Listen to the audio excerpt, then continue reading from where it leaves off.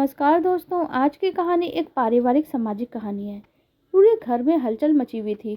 कोई पर्दे बदल रहा था तो कोई नए गुलदस्ते सजा रहा था। अम्मा की आवाज़ रह रह के पूरे घर में गूंज उठी। किसी भी चीज़ में धूल नहीं दिखनी चाहिए। बाजार से मिठाई आ गई या नहीं।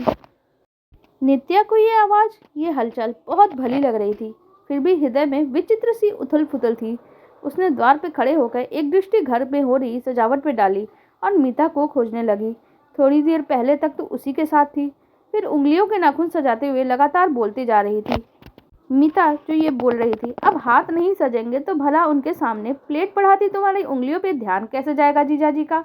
नित्या के दिमाग में पूरी घटना एक बारगी दौड़ गई। मीता कैसे उसे चिढ़ाते हुए बोली, क्या दही बड़े बनाए हैं मैंने, आने दो जरा। सजावट में इतनी लाल मिर्च डालूंगी कि सीसी ना कर उठे तो हमारे होने वाले जीजाजी तो कहना। नित्या के मन में तो मीठी मीठी गुदगुदी हो रही थी, पर ऊपर से क्रोध का दिखावा कर उसे डांटती भी जा रही थी।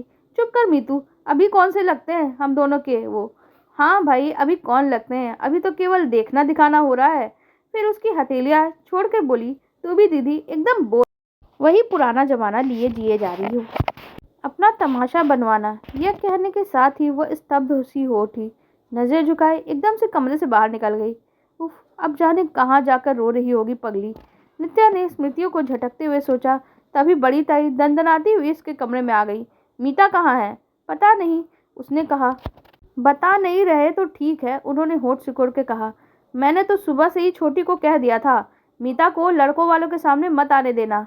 लेकिन ताई, उसने टोकना चाहा। लेकिन वेकिन कुछ नहीं, उसके कारण तू कब तक भुगतती रहेगी। नित्या का मन अवसाद से भर उठा। पता नहीं ताई की बात में कितना सत्य है। मीता की एक छोटी सी भूल क्या उसके साथ साथ पूरे घर के लिए दुखों का पहाड़ बन गई है। नित्या की आंखों में मीता की मस्त मौला छवि घूम गई।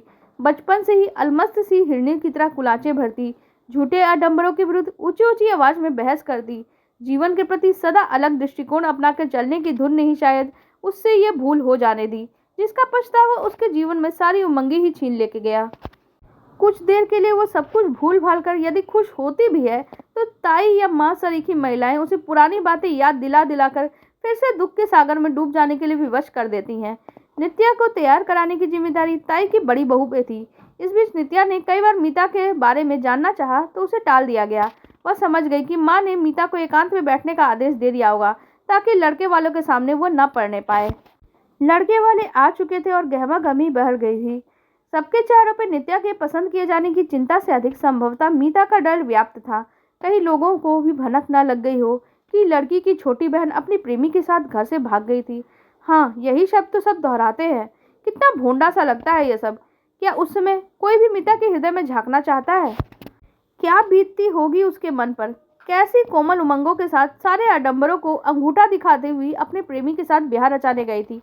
वह भी इसलिए विवश हुई थी क्योंकि घर के सारे सदस्य एक विजातीय के साथ उसका विवाह करने के लिए तैयार नहीं थे। कैसे उसने अपने अरमानों का ख्याली चेहरा उस व्यक्ति के सिर बांधा होगा, आर्य समाज मंदिर में चंद लोगों के समक्ष विवाह किया होगा। इधर घर में हर तरफ उसकी खोज के बाद पुलिस तक बात पहुंच गई थी। जब वो अपने पति के साथ स्कूटर पे घर वालों से मिलने आ रही थी तभी पुलिस की जीप उनके पीछे लग गई। मीता जल्दी से सीधे घर पहुंचना चाह रही थी, तभी अचानक तेज रफ्तार के कारण घटी दुर्घटना में वो अपने सारे सपनों, सारे अरमानों से हाथ धो बैठी थी। मीता अपने पति के शव पर ढंग से रो भी नहीं पाई थी कि उसे घर वाले जबरदस्ती पकड़ कर ले आए थे। मीता के ससुर ने एक पत्र के द्वारा अपनी बहू को घर ले जाने का अनुरोध भी किया था, पर उसके माता पिता ने उस विवाह को ही मान्यता देने से इनकार कर दिया। कई माह बीता, एकदम गुमसुम सी हो गई थी। तब चुपके चुपके नित्या ने उसे समझाया था, लेकिन घर के शेष सदस्य उसे इस घर से बाहर तक निकलने नहीं देना चाहते थे। एक भूल की इतनी कठोर सजा मिलेगी उसने तो यह सोचा भी नहीं था। वह अपने घर में एक कैदी बना दी गई थी। उसकी पढ़ाई बंद करा दी गई, समाज की दृष्टि से छिपाकर घर के कार्यों में लगा दिया गया। अभी उसकी बड़ी बहन कुंवारी थी। यदि मीता पे कठोर अनुशासन ना बैठाया गया था तो नित्या का जीवन भी अंधकारमय हो जाता। हालांकि तमाम सावधानियों के बाद भी नित्या के विवाह में निरंतर बाधाएं आ रही थी, इसलिए अब लड़के वालों से मीता को ही छिपाया जाता था। मेज में कई प्रकार की मिठाइयाँ, नमकीन और मेवे सजाए जा रहे थे। ताई की बहू अतिथियों को शीतल पेय पेश कर रही थी। ताई, माँ, पिताजी लड़के वालों के सामने जमकर बैठ गए। मीता को रसोई में चाय बनाने में व्यस्त कर दिया गया। थोड़ी ही देर में नित्या चाय की ट्रे लेकर भाभी के साथ बैठक में आई तो सबकी दृष्टि उसकी तरफ उठ गई। माँ और पिताजी की आंखें अतिथियों की नज़रों से टोह लेने में जुट गई। मेहमानों में लड़का, उसके माता पिता, विवाहित बहन और छोटा भाई भी था। सभी उत्सुकता से नित्या को देख रहे थे। माता पिता नित्या से उसकी पढ़ाई आदि के बारे में प्रश्न कर रहे थे। नित्या से अधिक तो उसके प्रश्नों का उत्तर ताई ही दे रही थी। तभी अचानक जैसे धमाका हुआ। लड़के के पिता ने नित्या से कहा, बेटी, हमने सुना था तुम दो बहनें हो, तुम्हारी छोटी बहन दिखाई नहीं दे रही। नित्या ने घबराकर माँ और पिताजी की तरफ देखा। ताई सहित सभी के चेहरे का रंग उड़ गया। पिताजी ने स्थिति को संभालने के लिए कहा, जी हाँ, वो बहुत शर्मीली है, रसोई में व्यस्त है।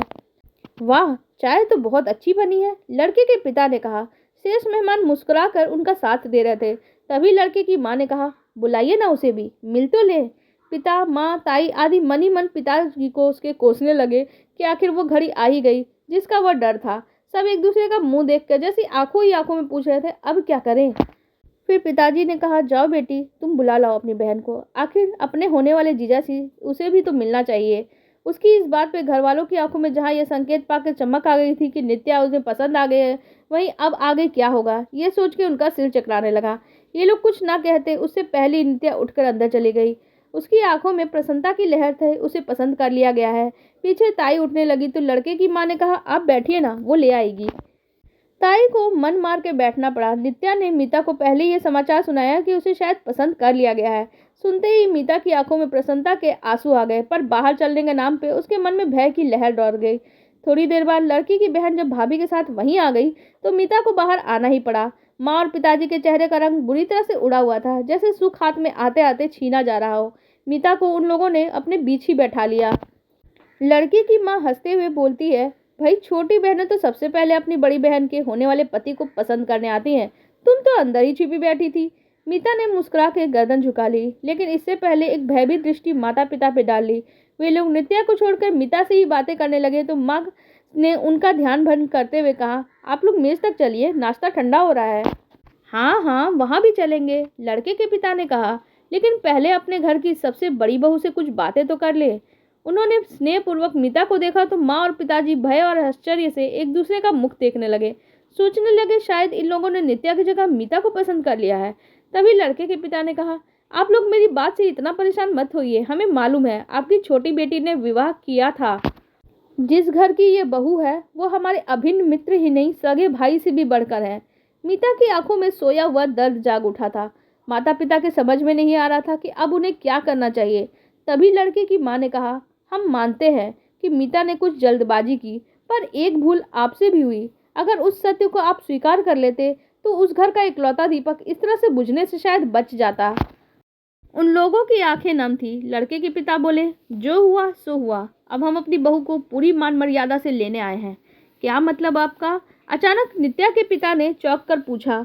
नीता के सर पे हाथ फेरते हुए लड़के के पिता बोले, बेटी, तुम्हारा खोया हुआ सुख तो वापस नहीं दे पाएंगे, लेकिन दुख भी नहीं होने देंगे कभी। हमारा छोटा बेटा, यदि तुम्हें पसंद है तो हम दोनों बहनों को एक ही दिन विदा करवा के ले जाएंगे। मीता ने धीरे धीरे पलके उठा के उधर देखा। एक सलोना युवक मंद मंद मुस्कुरा रहा था, जैसे इतनी घुटन के बीच शीतल हवा का एक झोंका उसकी राह में खुशियां बिखेरने को उत्सुक हो रहा हो। मीता ने माता पिता की तरफ देखा और दुख और संकोच से गर्दन झुका ली। नहीं, अब कोई निर्णय वह स्वयं नहीं करेगी। मालूम नहीं कौन सी भूल कर बैठे। लेकिन उसके माता पिता कदाचित अपनी सोच से बाहर निकल चुके थे। अनायास ही पिता ने उठकर लड़के के पिता के दोनों हाथ थाम लिए। हमें अपनी भूल का बहुत पछतावा है। माँ ने भी खुशी के आंसू पोंछते हुए कहा, हम अपनी दोनों बेटियों का रिश्ता आज ही करने को तैयार हैं। घर में अचानक ही चारों ओर खुशियां बिखर गई थी। शगुन की रस्म से पहले साड़ियां पहनते हुए नित्या ने अचानक मीता के कान में कहा, मीतू, तेरे उसकी प्लेट में कितनी मिर्ची डालूं, जाके जन्म भर सी करता रहे। मीता मुस्कुरा के रह गई। आप लोगों को हमारी ये कहानी कैसी लगी कमेंट सेक्शन में जरूर बताइएगा। साथ ही वीडियो को लाइक कर दीजिएगा और हमारे चैनल को भी सब्सक्राइब कर लीजिएगा। धन्यवाद।